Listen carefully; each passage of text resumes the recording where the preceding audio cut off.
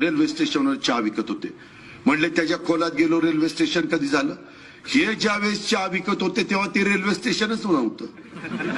आता कपाळ माझं. आणि कुशाल सांगतात मी चहा विकत होतो. कोण बघायला गेले? आता मी पण शेती करायचो तेव्हा अंडी गोळा करत होतो कोंबड्याची. आता ती सांगू मी कोंबड्याची अंडी गोळा करत होतो? काय करायचं का? आम्ही दारा काढत होतो. मग सांगू मी दारा काढत होतो. त्यावेळेस माझी ती गरज होती, मी करत होतो.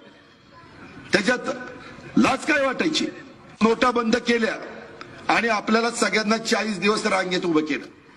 माझी आई 82 वर्षाची, तिला पैसे पाहिजे तर मी माझ्या आईला रांगेत उभं करेल का 82 वर्षाच्या? मी काय म्हणेल, आई चेकवर सही कर, मी तरी जाईल किंवा पीएला पाठवीन आणि पैसे तुझे आणून तुझ्याकडे देईन. ह्या महाराजांनी काय केलं? आपली वयस्कर आई रांगेत उभी केली. पंतप्रधानाची आई रांगेत उभी. अरे काय चालली, काय चेष्टा लावली? काय गरज आहे का?